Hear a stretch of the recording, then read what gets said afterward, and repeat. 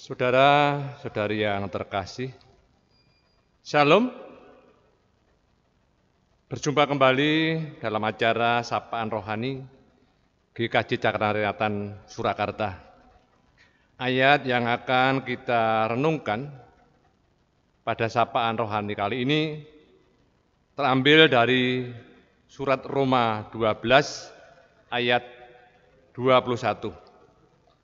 Tetapi terlebih dahulu marilah kita berdoa. Terima kasih ya Tuhan, kasih karunia-Mu yang bisa kami rasakan melalui napas kehidupan sampai saat ini. Terlebih ya Tuhan, Tuhan telah memberi kesempatan kepada kami untuk belajar kebenaran firman-Mu. Curahkan kami dengan Roh Kudus-Mu, sehingga kami bisa merasakan kasih-Mu yang setia. Terima kasih Tuhan. Di dalam nama Tuhan kami Yesus Kristus, kami berdoa. Amin. Roma 12 ayat 21. Janganlah kamu kalah terhadap kejahatan, tetapi kalahkanlah kejahatan dengan kebaikan. Tema dari renungan kali ini kami beri judul Kemenangan terhadap Kejahatan. Akar pahit atau kebencian yang terus-menerus tentu ada penyebabnya, baik secara langsung maupun tidak langsung. Secara langsung apabila seseorang menunjuk muka kepada kita, menelanjangi, aib kita dibongkar, apalagi sampai kekerasan fisik. Secara tidak langsung, apabila kita menerima mentah-mentah pemberitaan orang lain, narasi orang lain yang bernada permusuhan. Bapak, Ibu, Saudara yang terkasih, membenci orang lain secara emosi yang berkepanjangan akan membawa gejolak batin yang luar biasa, kemarahan yang berkepanjangan, dan sebetulnya itu akan menyiksa diri Anda sendiri. Betapa tidak? Kita memikirkan, kita mencari cara melampiaskan kebencian kita, dan bagaimana cara kita membalas dendam. Dan yang paling parah, Bapak, Ibu, Saudara yang terkasih, rasa tidak senang yang berkepanjangan itu hanya karena melihat tayangan di dalam sosial media yang tidak seimbang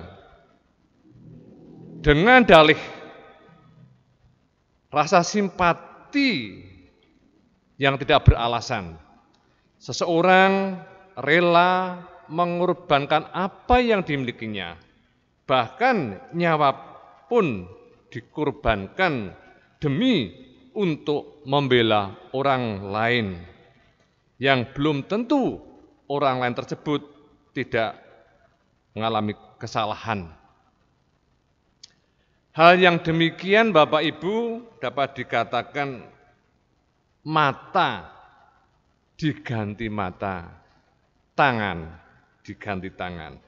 Kalau itu berulang, saya berani mengatakan itu sangat parah. Maka Bapak Ibu, Saudara yang terkasih, indah sekali bahwa firman Tuhan yang tertulis di dalam Roma ayat 12, Roma pasal 12, ayat 21. Janganlah kamu kalah terhadap kejahatan, Tetapi kalahkanlah kejahatan dengan kebaikan. Berbuat baik kepada siapa saja, terutama yang menjahati kita, bukanlah suatu pilihan, tetapi suatu keniscayaan, sesuatu keharusan. Alkitab mengajarkan kepada kita. Tetapi jika seterumu lapar,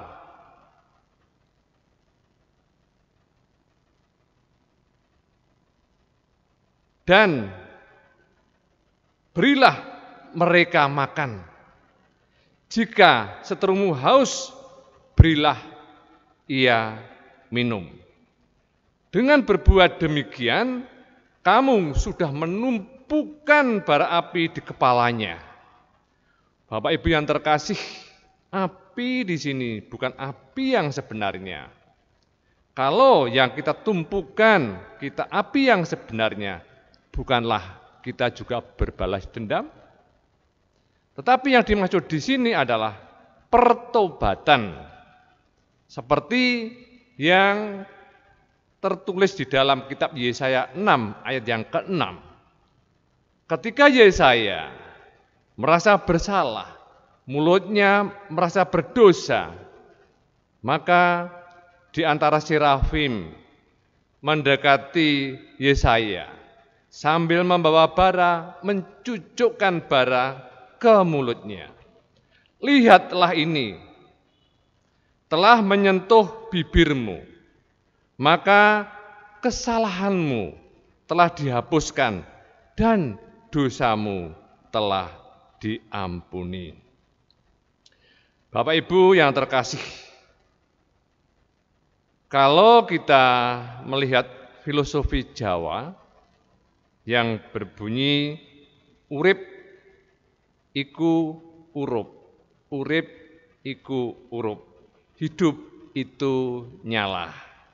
Hendaknya hidup itu dapat memberi manfaat bagi orang lain, sekalipun orang lain itu membenci kita.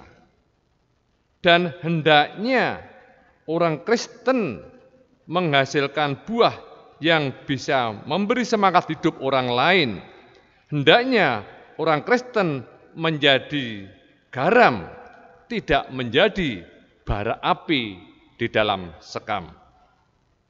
Bapak Ibu Saudara yang terkasih, membalas kejahatan dengan kejahatan menunjukkan bahwa kita adalah orang yang kalah.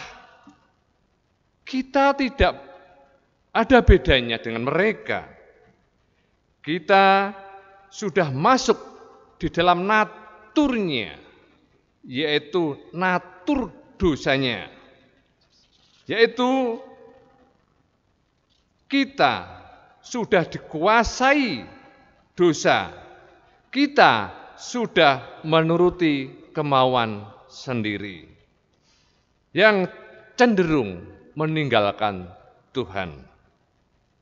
Karena natur dosa adalah merasa bangga bahwa dengan membunuh, dengan membakar, dengan bersumpah serapah, sudah berbuat baik demi apa yang diyakininya. Membalas kejahatan orang lain tidak akan menyelesaikan masalah.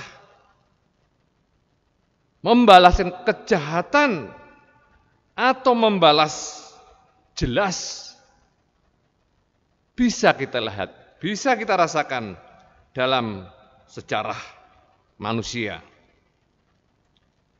Peradaban manusia, budaya manusia bisa hilang di antara penyebabnya adalah saling balas dendam. Dalam kebenaran firman Tuhan yang tertulis di dalam surat Roma 12 ayat yang ke-19 dikatakan, janganlah kamu sendiri menuntut pembalasan, Pembalasan itu adalah hak Tuhan. Kita adalah manusia, tetapi tidak semua sifat manusia itu berkenan di hadapan Tuhan. Tuhan menginginkan agar anak-anaknya tidak menjadi manusia yang pembalas dendam, melainkan mengasihi sesama termasuk yang kita benci. Saudara-saudari yang terkasih, teladan satu-satunya yang bisa kita tiru adalah teladan kehidupan Tuhan Yesus Kristus. Beliau tidak pernah membalas kejahatan, dibalas dengan kejahatan. Sebaliknya, Yesus membalas kejahatan dengan kebaikan. Bahkan Bapak Ibu Saudara yang terkasih, ketika disalibkan, Tuhan Yesus tidak mencari kesalahan orang lain. Justru beliau meminta kepada Bapaknya untuk mengampuninya. Hal yang patut kita lakukan saat ini adalah: 1. Melakukan yang baik bagi semua orang. 2. Hidup dalam damai dengan semua orang. Dan yang terakhir adalah janganlah membalas kejahatan dengan kejahatan. Tuhan Yesuslah yang memberkati kita semuanya. Amin.